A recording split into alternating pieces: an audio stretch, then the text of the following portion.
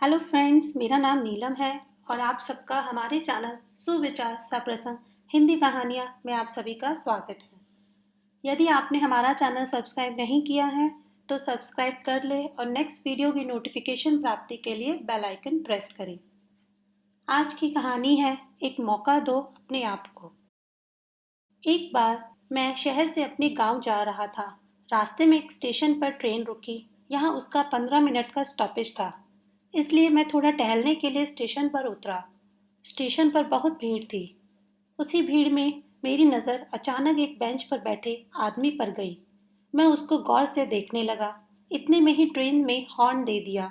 मैं अपनी सीट पर आकर बैठ गया और चाय वाले से चाय लेकर पीने लगा। चाय पीते पीते मैं अपनी पुरानी यादों में खो गया। मुझे याद आया वह दिन जब मैं रेलवे स्टेशन पर बैठकर अपनी परेशानी से निकलने का कोई रास्ता ढूंढने की कोशिश कर रहा था। रात होने लगी थी। इतने में एक आदमी ने मुझसे माचिस मांगी। मैंने कहा, मैं सिगरेट नहीं पीता। वो मेरी बात पर हंसकर बोला, भाई मैंने आपसे माचिस मांगी है, सिगरेट नहीं। मैं बोला, जब मैं सिगरेट नहीं पीता तो माचिस रखकर क्या करूँगा। उस आदमी ने चाय वाले को माचिस और एक कप चाय देने को कहा और मुझसे बोला, हाँ आपने बात तो बिल्कुल ठीक कही, पर मैंने सोचा। उसके इतना बोलते ही बोला, आपने क्या सोचा क्या नहीं, मुझे इससे कोई मतलब नहीं। आप बेवजह मुझे परेशान कर रहे हैं। आप अपना काम कीजिए ना। इतना बोलकर मैं दूसरी बेंच पर जाकर बैठ गया। फिर चाय वाला आया और मुझे चाय देने लगा। मैंने उससे पूछा कि मैंने कब चाय का ऑर्डर दिया। वह बोला, आपने नहीं, उन साहब ने आपको चाय देने को कहा है।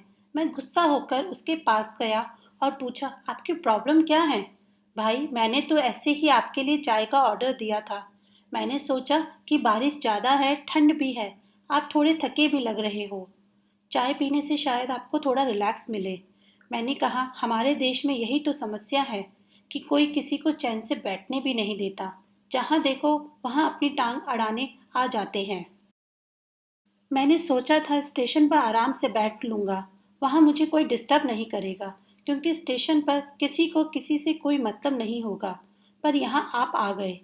अरे भाई, आपको माचिस और चाय मिल गई ना, तो एंजॉय करो, पर मुझे बख्श दो मेहरबानी करके।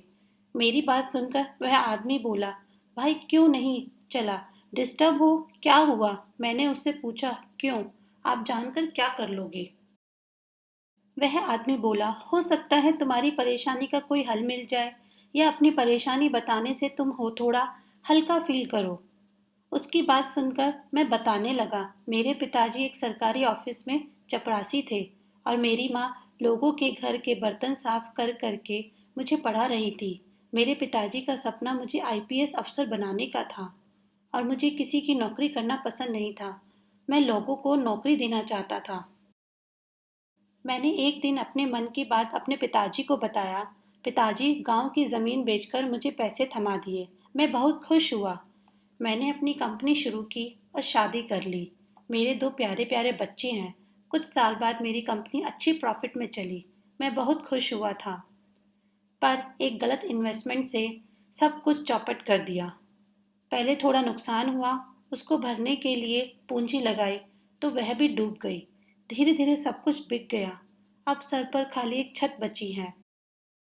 अगर कल किस्त नहीं चुकाई तो मकान नीलाम हो जाएगा। फिर आसमान हमारी छत और बिछौना होगी। मेरी बात सुनकर वह आदमी बोला, तुम अपने आप को एक मौका क्यों नहीं देते, शायद सब ठीक हो जाए।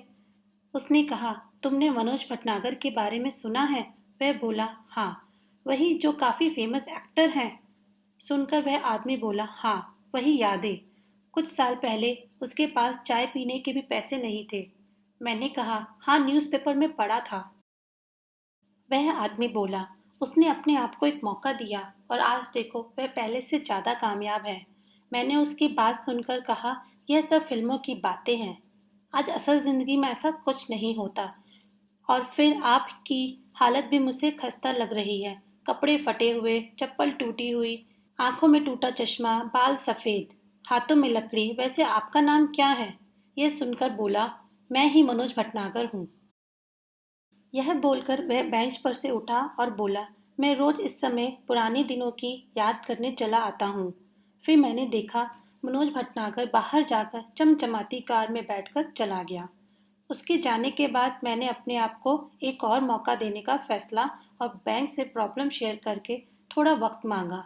बैंक ने मेरा रिकॉर्ड देखकर मुझे थोड़ा टाइम दिया और कुछ फाइनेंस भी किया। उससे मैंने फिर से कंपनी शुरू की और मैं आज कामयाब हूँ। तभी टीटी के आने से मेरा ध्यान टूटा। मैंने देखा मेरा स्टेशन भी आने वाला था। कुछ देर में स्टेशन आ गया और मैं ट्रेन से उतरकर घर जाने के लिए टैक्सी से रवाना हो गया। ऐसी परिस्थितियाँ सभी पर आती हैं, बस उन परिस्थितियों का सामना करने की हिम्मत होनी चाहिए।